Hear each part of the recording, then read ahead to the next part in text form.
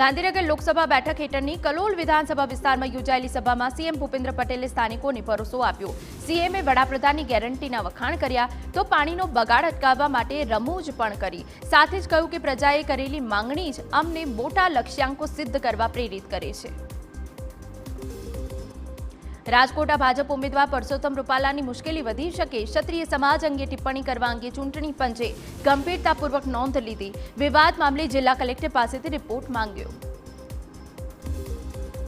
પરસોત્તમ રૂપાલા પર ગુનો દાખલ કરવા દાંતીવાડા ક્ષત્રિય દરબાર સમાજની માંગ। પ્રાંત અધિકારીને આવેદનપત્ર આપીને માંગ કરી। પુરુષોત્તમ રૂપાલાના નિવેદનથી ક્ષત્રિય સમાજની લાગણી દુભાઈ હોવાનું જણાવ્યું।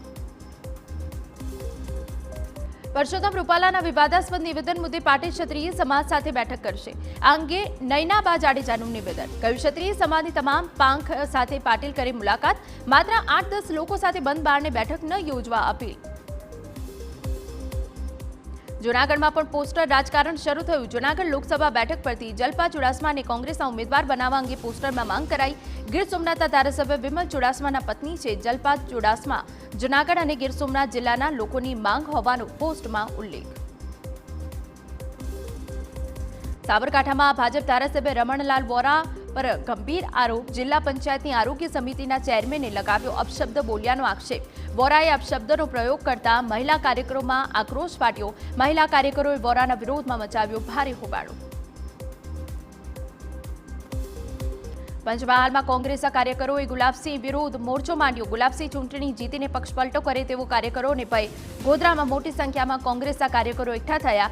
ગુલાબસિંહ ચૌહાણને બદલે સક્ષમ ઉમેદવારને ટિકિટ આપવાની રજૂઆત કરી। કોંગ્રેસના નેતા પરેશ ધાનાણીનો કવિ અવતાર ફરી સક્રિય થયો। ભાજપના ઉમેદવારોના નામ અંગે અસંતોષ મામલે ટિપ્પણી કરી। કમલમમાં કકડાટ, કોંગ્રેસ ટનાટન, 2004નું પુનરાવર્તન પાક્કું તેમ કટાક્ષ કર્યો।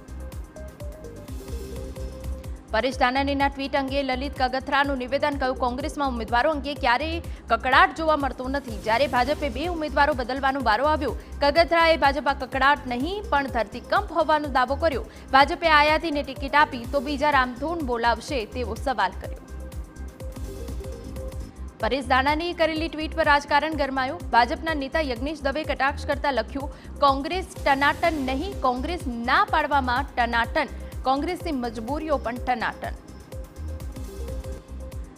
પરેશ ધાનાણીના ટનાટનવાળા ટ્વીટ પર કોંગ્રેસે ભાજપ પર વળતો પ્રહાર કર્યો। પ્રવક્તા હેમાંગ રાવલે ટનાટન શબ્દનો પ્રયોગ કરી રંજનબેન, જ્યોતિ પંડ્યા, રૂપાલા સહિતના નેતાઓના નામ લીધા। ભાજપમાં આંતરિક વિખવાદ હોવાનો આક્ષેપ કર્યો। અમદાવાદ પશ્ચિમ લોકસભા માટે કોંગ્રેસ સંગઠનની બેઠક યોજાઈ। કોંગ્રેસ કાર્યકરોને પોતે જ ઉમેદવાર છે એમ સમજી પ્રચાર કરવા સૂચના। લોકસભા હેઠળની 7 વિધાનસભા અને સંગઠનના હોદ્દેદાર, કોર્પોરેટર હાજર રહ્યા। અમદાવાદ પશ્ચિમની 7માંથી 4 વિધાનસભા બેઠક પર કોંગ્રેસ મજબૂત હોવાનો દાવો। રાજકોટના ધોરાજીમાં પોસ્ટર વિવાદ મુદ્દે ચૂંટણી પંચમાં ફરિયાદ દાખલ। મંગળવારે મનસુખ માંડવિયા અને લલિત વસોયાના ફોટા સાથે પોસ્ટર લાગ્યા। પોસ્ટરમાં મનસુખ માંડવિયાને ગણાવવામાં આવ્યા હતા આયાતી ઉમેદવાર। ભાજપના આગેવાનોએ ચૂંટણી પંચ અને ડેપ્યુટી કલેક્ટરને ફરિયાદ કરી। અમદાવાદમાં ભાજપના મહિલા કોન્ક્લેવમાં મહિલા મોરચાના અધ્યક્ષ લાંબા ભાષણથી CR પાટીલ કંટાળ્યા। પાટીલે પોતાના સંબોધનમાં અધ્યક્ષ દીપિકા સરડવાને મુદ્દાસરનું ભાષણ કરવા સલાહ આપી। સાથે PM મોદીના નામે પ્રચાર ન કરવાની શિખામણ આપી। કહ્યું, તમારે પ્રજા વચ્ચે જવું પડશે। જૂનાગઢ જિલ્લા ભાજપ કાર્યાલય પર સંગઠનની બેઠક મળી। ઘર ઘર સંપર્ક અભિયાન અંતર્ગત જિલ્લા અને મહાનગરની બેઠક યોજાઈ। રાજેશ ચુડાસમા અને અરવિંદ લાડાણીને ઉમેદવાર તરીકે જાહેર કરતા તેમને સત્કાર સમારંભ પણ યોજવામાં આવ્યો। બનાસકાંઠામાં ભાજપના ઉમેદવાર રેખા ચૌધરીનો પાલનપુર તાલુકામાં પ્રચાર। મલાણાની જાહેર સભામાં રેખા ચૌધરીએ કહ્યું, હું શિક્ષિત ઉમેદવાર છું, જીતીને દિલ્હી જઈશ એટલે હિન્દી અને અંગ્રેજી બંને ભાષાની જરૂર પડે। હિન્દી, ગુજરાતી અને અંગ્રેજી ભાષા પર મારું પ્રભુત્વ। અમરેલીના બાબરામાં આમ આદમી પાર્ટીમાં ભંગાણ। ગત વિધાનસભા ચૂંટણીના ઉમેદવાર જયસુખ દેત્રોજા સહિત પાલિકાના 2 કોંગ્રેસ સભ્યો ભાજપમાં જોડાયા અને અન્ય 60 જેટલા કાર્યકર્તાઓએ પણ કેસરી ખેસ ધારણ કર્યો। દ્વારકામાં યુવા કોંગ્રેસ નેતાએ રાજીનામું આપ્યું। યુથ કોંગ્રેસના પ્રમુખ સાવન કરમુરે પાર્ટી સાથે છેડો પાડ્યો। તમામ હોદ્દાઓ અને સભ્યપદ પરથી રાજીનામું આપ્યું। પાટણ તાલુકા ભાજપમાં ભંગાણ, રાજપુર તાલુકા પંચાયતના સદસ્ય કોંગ્રેસમાં જોડાયા. તાલુકા સદસ્ય મોતીભાઈ દેસાઈ સહિત મોટી સંખ્યામાં સમર્થકો કોંગ્રેસમાં જોડાયા. ધારાસભ્ય કિરીટ પટેલે કોંગ્રેસનો ખેસ પહેરાવી સ્વાગત કર્યું. પાટણમાં ભાજપ ઉમેદવાર ભરતસિંહ ડાભીનું જાહેરમાં નિવેદન, કોઈ પણ વ્યક્તિ સાથે ટકાવારી ન માંગી હોવાનું નિવેદન. ભરતસિંહે પૂર્વ સાંસદ અને ધારાસભ્ય પર નિશાન તાક્યું. કહ્યું, છેલ્લા 20 વર્ષથી શાસન યથાવત છે. ચાણસ્માના પિંપળ ગામ ખાતે પ્રચાર સભામાં નિવેદન આપ્યું. પોરબંદર આપના પૂર્વ ઉપાધ્યક્ષ લોકસભા બેઠક પર અપક્ષ ઉમેદવારી નોંધાવશે. નાથા ઓડેદરાએ પહેલા કોંગ્રેસમાંથી પેટા ચૂંટણી લડવા ટિકિટ માંગી હતી. પછી મેર સમાજના આગેવાનો સાથે બેઠક કરી ચૂંટણી ન લડવાનો નિર્ણય કર્યો. હવે પોરબંદર લોકસભા બેઠક પર મનસુખ માંડવિયા અને લલિત વસોયા સાથે અપક્ષ ઉમેદવારી નોંધાવશે. ચૂંટણીને અનુલક્ષીને સુરેન્દ્રનગર કોંગ્રેસ એક્શનમાં આવી. વર્ષો બાદ જિલ્લા કોંગ્રેસ સંગઠનનું નવું માળખું જાહેર. 11 ઉપપ્રમુખ, 10 મહામંત્રી, 20 મંત્રી, 6 પ્રવક્તા તેમજ 34 કારોબારીની ટીમના સંગઠનની જાહેરાત. ભરૂચના નેત્રંગ પંથકનો વિડીયો વાયરલ. ગીત બનાવી મનસુખ વસાવા પર નિશાન તાક્યું. ગેરૈયાએ સાંસદ મનસુખ વસાવાના રાજમાં માર્ગ ન બન્યો હોવાનું ગીત રજૂ કર્યું. આદિવાસી ભાષામાં ગીત ગાતો વિડીયો વાયરલ. સુરતમાં લોકસભાની ચૂંટણી માટે મીડિયા મોનિટરિંગ રૂમ શરૂ કરવામાં આવ્યો. કલેક્ટર અને ચૂંટણી અધિકારીએ મોનિટરિંગ રૂમની મુલાકાત લીધી. મીડિયાનો દુરુપયોગ ન થાય તે માટે મોનિટરિંગ રૂમ ચાંપતી નજર રાખશે.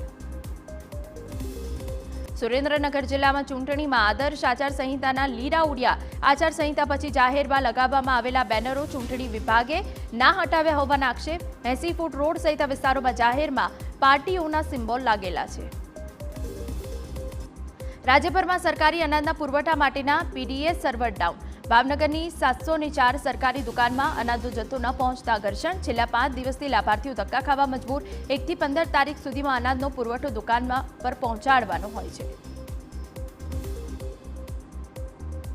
બનાસકાંઠા દિયોદરના ગામની સીમમાં આવેલી માઇનોર કેનાલમાં ગાબડું.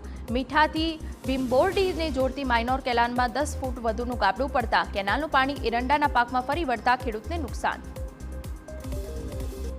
વલસાડ કપરાડાના વારોલી જંગલ ગામે પાણીની પાઇપલાઇનમાં ભંગાણ. પાઇપલાઇનમાંથી પાણી લીકેજ થતા 10 ફૂટથી ઊંચા પાણીના ફુવારા ઉડ્યા. હજારો લીટર પાણીનો વ્યય થતા સ્થાનિકોમાં રોષ. અધિકારીની બેદરકારી વારંવાર સામે આવતા પાણીનો બગાડ.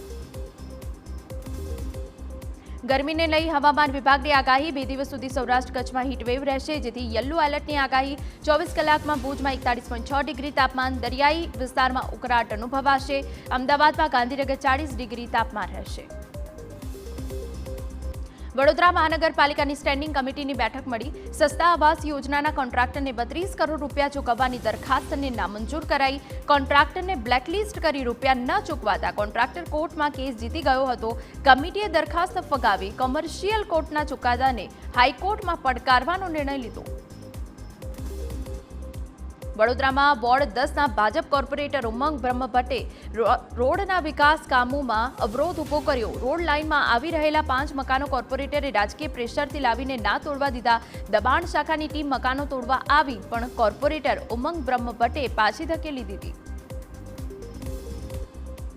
ગુજરાતમાં ધોરણ 10 અને 12ની પરીક્ષાઓ શાંતિપૂર્ણ માહોલમાં પૂર્ણ. આ પરીક્ષા દરમિયાન 85 જેટલી સ્ક્વોડની ટીમો સંવેદનશીલ કેન્દ્રો પર ચેકિંગ માટે તૈનાત હતી. સમગ્ર રાજ્યમાં પરીક્ષા દરમિયાન કુલ 40 કેસ ગેરરીતિના નોંધાયા. 12 કેસ મોબાઈલના નોંધાયા. ગાંધીનગર આઈપીએસસી બદલીને લઈ મહત્વના સમાચાર. દક્ષિણ ગુજરાતમાં આઈપીએસસી બદલીને લઈ કોકડું ગુંચવાયું. સુરત સીપી અને રેન્જ આઈજીની પોસ્ટ માટે 5 દાવેદારો. ઇલેક્શન કમિશને સરકાર પાસે યાદી મંગાવી. 3 વખત મુદત માંગ્યા બાદ પણ નથી સોંપી યાદી. સરકારે એક પોસ્ટ માટે 3 નામની પેનલ સોંપવાની છે.